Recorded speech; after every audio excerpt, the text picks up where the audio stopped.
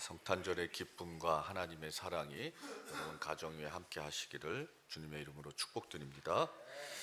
이번 성탄절 계절에는 구약에서 예언된 예수 그리스도의 탄생에 대해서 여러분과 함께 말씀 나누도록 하겠습니다. 6절 말씀이죠. 다 같이 한번 읽어보겠습니다. 한 아기가 우리를 위해 태어났다. 우리가 한 아들을 모셨다. 그는 우리의 통치자가 될 것이다. 그의 이름은 놀라우신 조언자, 전능하신 하나님, 영존하시는 아버지, 평강의 왕이라고 불릴 것이다. 예수님의 탄생은 700년 전에 이사야 선지자를 통해서 예언이 되었습니다. 그거 외에도 구약에 보면은 예수님의 탄생에 대해서 얼마나 많은 예언들이 기록되어 있는지 모릅니다. 첫 번째 예언된 곳이 창세기 3장 15절 말씀이죠.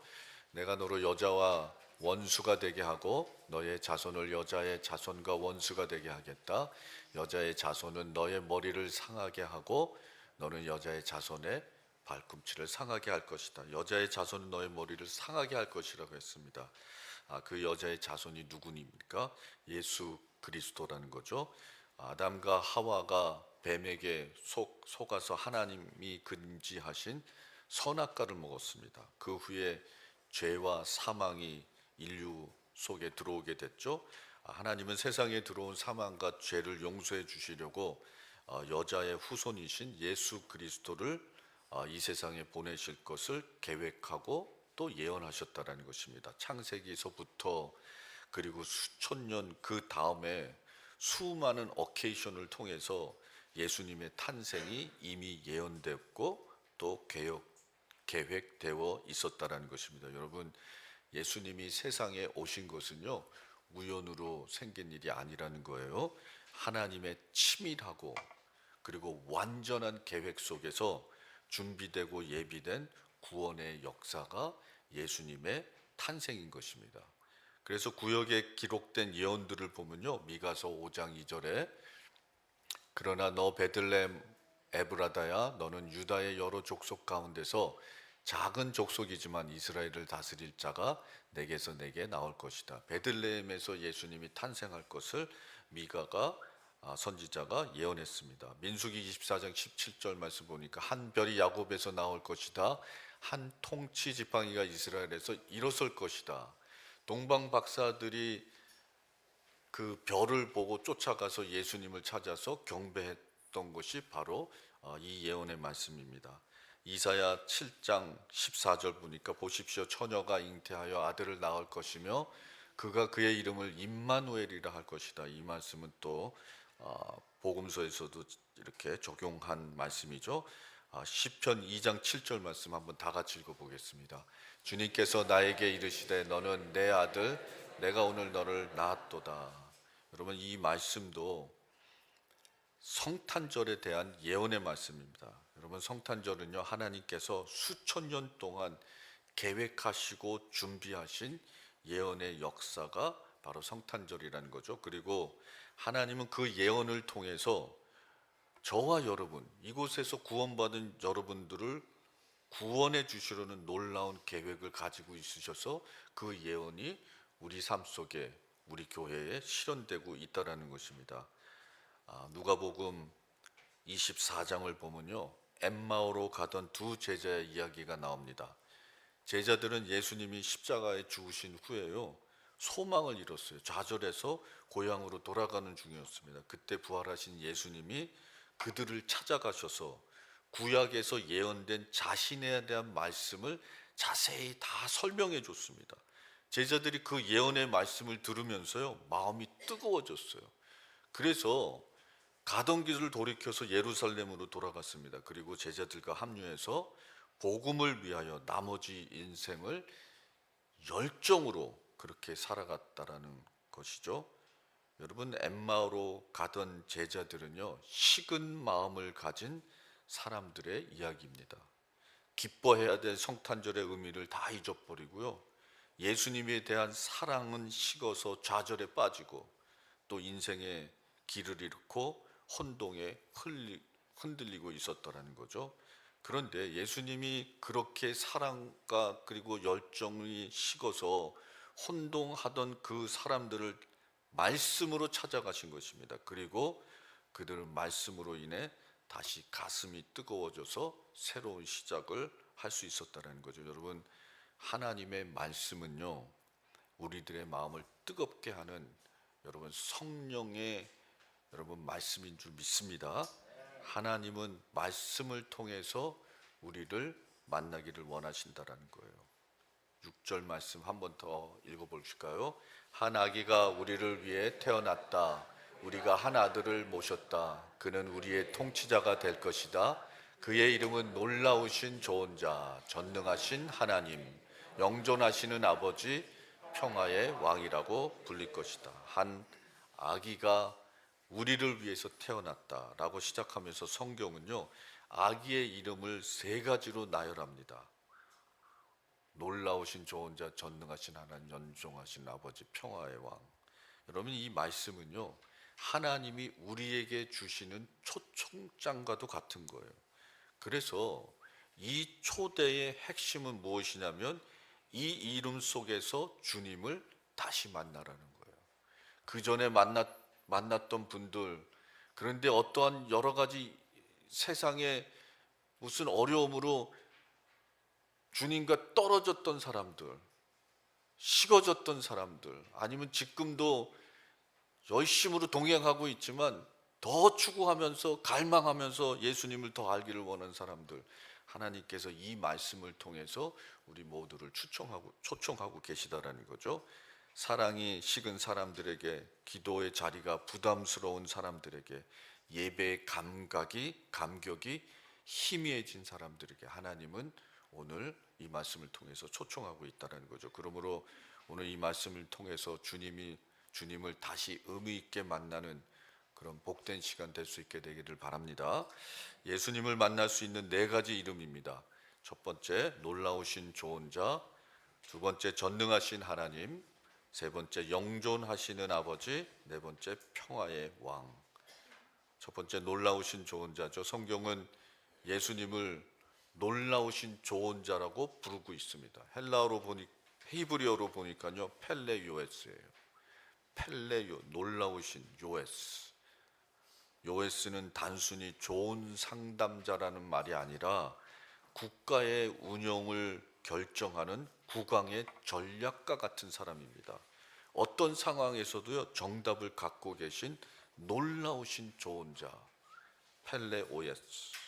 예수님이 우물가의 여인에게 이렇게 조언해 준 것을 우리가 알 수 있습니다. 요한복음 4장 24절이죠. 하나님은 영이시다. 그러므로 하나님께 예배를 드리는 사람은 영과 진리로 예배를 드려야 한다. 우물가의 여인은 사마리아 사람이었습니다. 5번 결혼하고 실패했다고 그랬어요. 종교적 갈등과 불안함에 사로잡혀 있었던 사람이었습니다. 예수님은 그 여인을 찾아가서요, 영과 진리로 하나님께 예배를 드리라고 조언을 해주셨습니다. 그 여인은요, 이 말씀 한마디로 사람은 영과 진리로 예배를 드려야 한다, 이 예수님의 조언 한마디로요, 바로 회복이 되었어요. 그래서 자기가 갖고 갔던 물동이를 버려두고 동네 사람들에 가서 카멘씨 와서 보세요, 이분이 메시아, 우리가 기다리던 그분이 아닙니까? 많은 사람들이요, 예수 그리스도를 믿게 되었습니다. 여러분, 예배가 사마리아 여인을 하나님의 사랑으로 인도해 주셨고, 그리고 그 여인의 비참함과 그리고 수치스러움이요, 다 회복받아서 새로운 시작을 할 수 있었다라는 것입니다. 여러분, 우리 모두에게 필요한 것은 영과 진리로 예배할 때 얻을 수 있는 하나님의 사랑인 줄 믿습니다. 이런 감동적인 영상을 본 적이 있습니다. 아빠하고 8살 아들이 있는데요, 저 뒤에서 함께 서 있었어요. 엄마가 아들에게 질문합니다. 아빠가 퇴근 후에 함께 놀아주었으면 한 걸음 앞으로 나와. 한 걸음 앞으로 나왔고 아빠는 거기에 서 있었습니다. 아빠가 매일 숙제 도와주었으면 한 걸음 앞으로 더 나왔어요. 아빠가 지금까지 너에게 필요한 것 다 공급해 주었으면 한 걸음 앞으로 더 나와. 한 걸음 한 걸음 질문마다 이렇게 다 나오다 보니까 아빠하고 아들하고 꽤 멀어졌어요. 그때 엄마가 아들에게 마지막으로 질문합니다. 아빠가 너를 사랑하고 너를 지켜주었다면 한 걸음 앞으로 더 나와. 아들이 한 걸음 앞으로 더 나오는데요, 뒤돌아보니까 아빠가 너무 멀리 떨어져 있는 거예요. 눈물을 흘리면서 아빠한테 돌아가서 아빠 품에 안겼는 그런 영상이었습니다. 여러분, 예배가 그런 거예요. 하나님 아버지의 은혜에 감사해서, 그래서 내가 나의 어떠한 삶 때문에 하나님과 멀어져 가고 멀어져 갔지만 뒤돌아보니까 감사한 것이 너무나도 많아서 하나님께로 뛰어가는 거. 여러분, 이것이 여러분 신령과 진정으로 드리는 우리의 예배인 줄 믿습니다. 하나님 아버지는 항상 같은 자리에서 우리를 기다려주고 계신 거예요. 놀라우신 조언자 예수 그리스도께서 우리에게 주시는 조언은 무엇입니까? 영과 진리로 드리는 예배입니다. 동방박사 3명이 별을 쫓아서 아기 예수의 탄생을 찾아서 경배를 드렸습니다. 황금과 유황과 몰약을 드렸어요. 황금은 왕에 대한 선물이고요, 유황은 예수님의 신성을 얘기하는 거고, 몰약은 예수님의 희생을 얘기합니다. 여러분, 아기 뱃속에서 그 나신 예수를요, 예배를 통해서 만나는 그런 동일한 은혜가 우리 모두에게 임하시기를 주님의 이름으로 축복합니다. 여러분, 예배를 통해서 이 크리스마스 시즌에 우리는요, 예수 그리스도 앞으로 나아갈 수 있다라는 거예요. 그 전에 똑같은 예배 말고 더 업그레이드된 예배, 더 헌신적으로 진정으로 드리는 예배, 여러분, 그 예배가 우리를 살리고 이 크리스마스 시즌이 정말 의미 있는, 영적으로 하나님의 은혜가 우리 삶 속에 차고 넘치게 되는 그런 예배가 될 줄 믿습니다. 두 번째, 전능하신 하나님이십니다. 히브리어로 엘 기보르예요.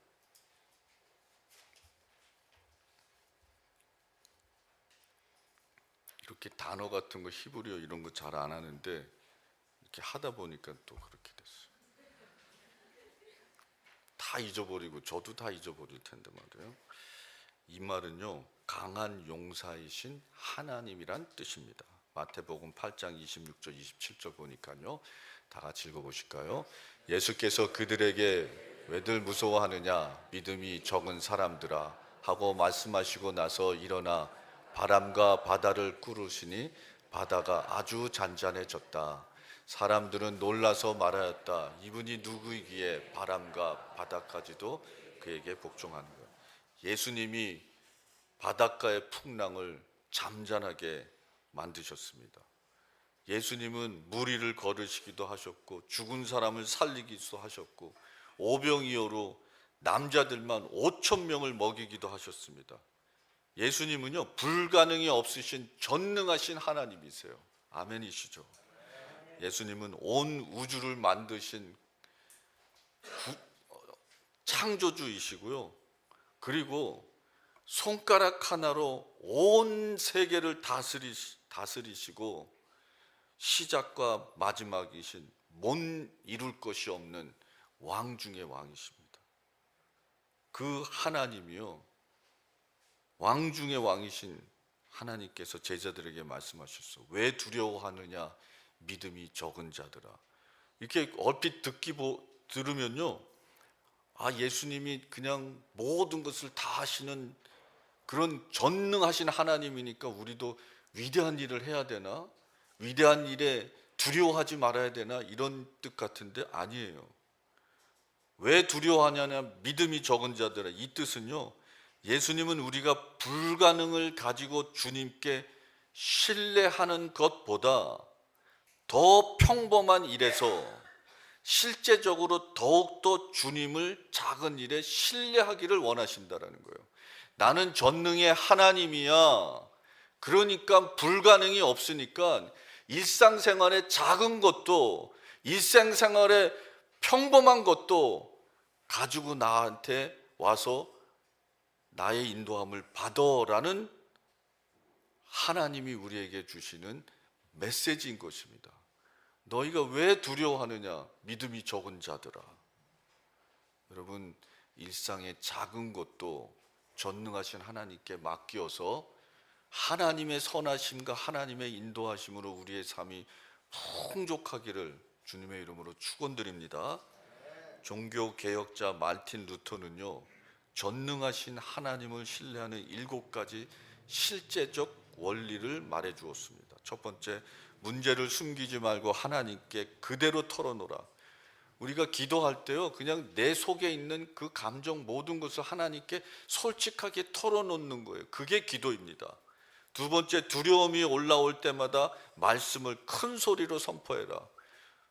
묵상할 때도 있지만요, 말씀을 읽을 때 큰 소리로 그냥 외쳐버리는 거예요. 그러면요, 사탄 마귀가 주위에 있다가 하나님의 말씀 선포되는 거 듣고요, 그냥 도망쳐버리는 거예요. 세 번째, 감정이 아니라 약속의 객관적 진리에 매달려라. 감정으로 오락내락하는 게 아니라 예수 그리스도께서 하신 약속의 말씀 붙잡는 거죠. 기도를 싸움터의 무기로 이해하라. 여러분, 기도는요, 강력한 하나님의 무기입니다. 능력이 있습니다. 예수 그리스도의 이름으로 선포하면요, 사탄 마귀 그리고 우리 삶 속에 있는 그런 악한 것들 다 물러가게 되는 거예요.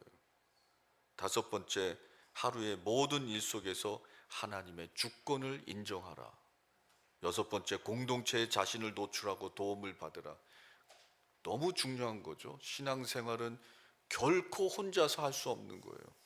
공동체가, 여러분, 하나님께서 지체를 이루신 거는요, 서로 도움을 주고 격려하고 기도하면서 이 땅에서 여러분 하늘나라를 이루어가기를 원하시기 때문에 그러셨다는 거죠. 마지막으로 하루를 감사일기로 마무리하라. 예수님이 말씀하셨습니다. 전능하신 하나님께서 왜 두려워하냐? 믿음이 적은 자들. 하나님께서 우리에게 위대한 일을 요구하는 것이 아닙니다. 하나님은요, 작은 일에 의도적으로 주님을 신뢰하는 작은 습관들을 만들라라는 것이에요. 왜 두려워하느냐? 믿음이 적은 자들아. 여러분, 우리는 연약하고 부족합니다. 그러나 우리의 주님은 전능하시고 못하실 것이 없으며 불가능을 가능케 하시는 능력의 하나님인 줄 믿습니다. 그래서 우리는 작은 순간에도요, 오직 하나님만 신뢰하며 선하고 위대한 역사를 이루어가는 믿음의 성도들의 모습으로 살아가야 된다는 거예요. 여러분, 전능하신 하나님, 여러분, 위대한 일을 하라는 것이 아니라 작은 일에 주님을 의지하면서 여러분 일상에서 하나님을 신뢰하는 그 믿음으로 선한 일 감당하는 우리 또감사 성도님들 되시기를 바랍니다. 세 번째, 영존하시는 아버지입니다. 이는 영원히 존재하는 아버지의 사랑을 뜻한다 그래요. 요한복음 10장 29절 30절 말씀입니다. 다 같이 읽어보실까요? 그들을 나에게 주신 내 아버지는 만유보다도 더 크시다. 아무도 아버지의 손에서 그들을 빼앗아 가지 못한다. 나와 아버지는 하나이다. 예수님께서 말씀하셨어요. 나와 아버지는 하나이다. 예수님이 하나님이시고요, 하나님이 예수님이세요. 삼위일체를 말해주고 있는 거죠. 예수님은 어떻게 해요? 영존하시는 아버지세요. 아버지의 특징이 있습니다. 무엇입니까? 용서입니다. 용서. 아버지는요, 용서함이 있으세요. 예수님이 세상에 가장 많이 강조하신 사역이 있는데 그 사역이 뭐냐면 용서의 사역이었어요. 그래서 세리와 창녀들과 죄인들까지 예수님은 친구라는 그런 별명을 듣고 이 땅에서 사셨다고요.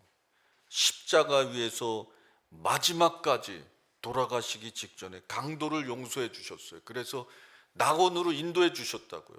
아버지, 저 사람들을 용서하여 주시옵소서. 저 사람들은 자기들이 무슨 일을 하는지 알지 못합니다. 영존하시는 아버지, 여러분, 아버지의 특징은 용서입니다. 여러분, 이 크리스마스 시즌에 우리가 예수 그리스도, 아기로 태어나신 예수 그리스도를 만나고 그를 예배하고 더 가까이 가는데요, 이 크리스마스 시즌에는 용서의 시즌이 되었으면 좋겠습니다. 여러분, 우리 모두 탕자를 용서하신 아버지의 용서를 배워야 되지 않겠어요?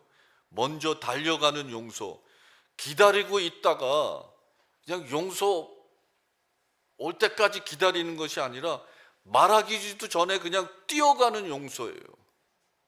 죄의 흔적을 묻지 않는 용서입니다. 그냥 달려가서 껴안고 입을 맞추고 옷을 입혀주고 가락지를 주고 신을 신겨주고, 그리고 기쁨으로 용서하는 용서입니다. 잔치를 베풀어서요, 옆집 사람들 그냥 다 모여서 기쁜 그런 잔치를 베풀어 주었습니다.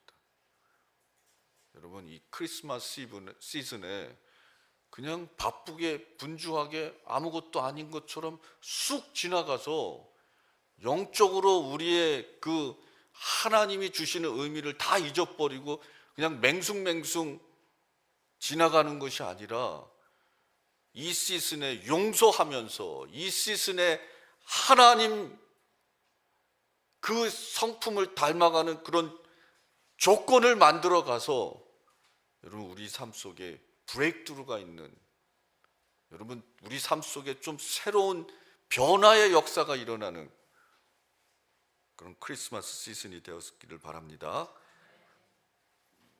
좀 유머인데, 이건 제니라는 백인 아이가 인터뷰를 했습니다. 3살짜리인데요.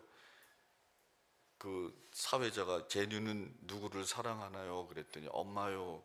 엄마는 누구를 사랑하나요? 그랬더니 아빠요. 아빠는 누구를 사랑하나요? 그랬더니 잠깐 멈추다가 아빠는 예쁜 여자들 사랑해요. 그랬더라고요. 여러분, 좋은 아빠의 상이 가정 안에서, 교회 안에서, 관계 안에서 이루어지는 크리스마스 시즌이 되었으면 좋겠습니다.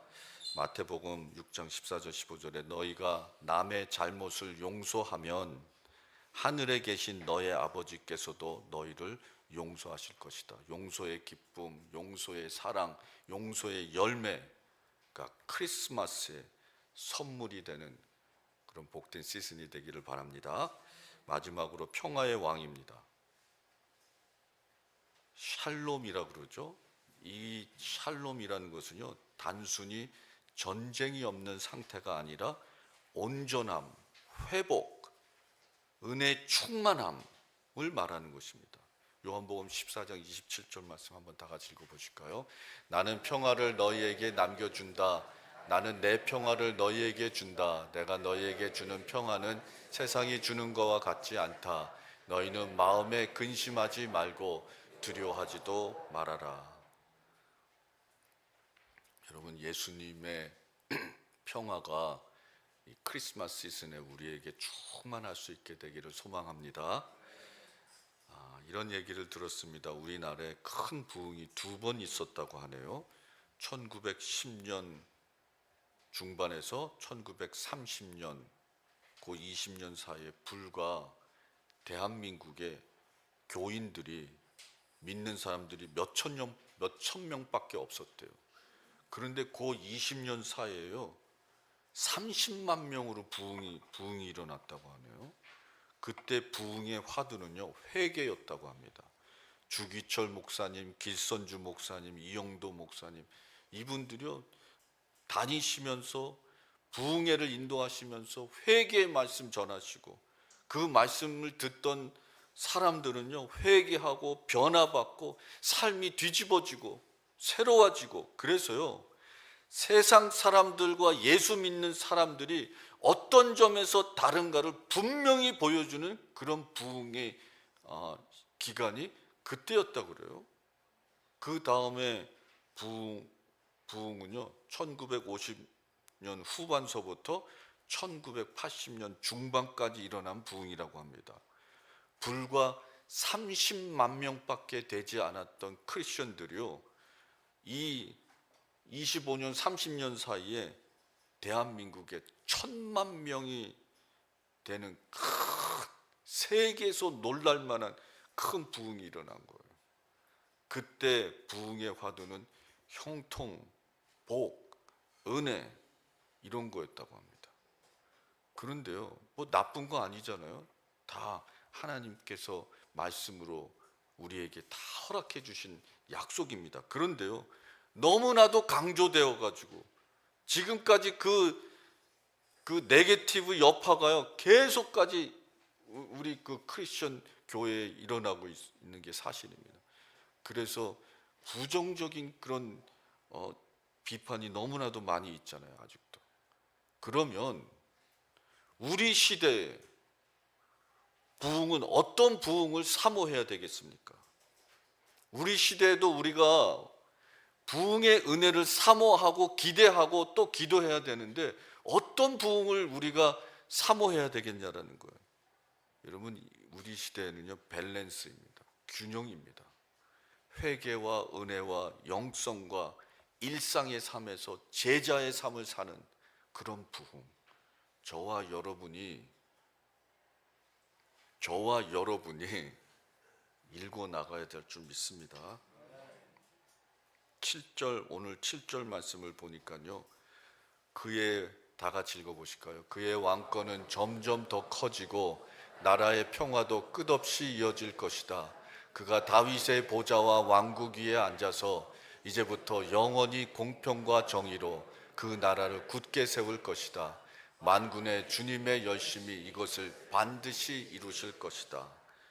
여러분, 예수 그리스도의 탄생의 예언의 마지막 부분에 만군의 주님이 열심히 이것을 반드시 이루실 것이다. 열심이란 단어가 붙었습니다. 여러분, 하나님이 무슨 열심이 필요하겠냐고요. 그런데 하나님께서요 의도적으로 만군의 주, 나 하나님의 열심이, 평화가 끝없이 이루어지는 거, 그리고 공평과 정의가 나라마다 굳건하게 세워지는, 나라로 굳건하게 세워지는 거, 이 모든 것이 하나님의 열심으로 이루어질 것이다. 여러분, 이 열심이란 단어가 우리에게 시사하는 바가 무엇입니까? 예수 그리스도 아기의 탄생, 이 크리스마스 시즌에 우리가 붙잡아야 될 것은요 열심이란 거예요. 하나님의 열심이 우리의 열심이 되고 하나님의 열정이 우리의 열정이 되어서 여러분, 크리스마스가 좀 더 의미 있는 시즌이 되기를 주님의 이름으로 축원합니다. 여러분, 열심으로 여러분 회복해서 크리스마스의 그 미닝이 우리 모두에게 많은 열매로 맺어지게 되기를 바랍니다. 여러분 가끔 어디서 보셨는지 모르겠어요. 어린아이가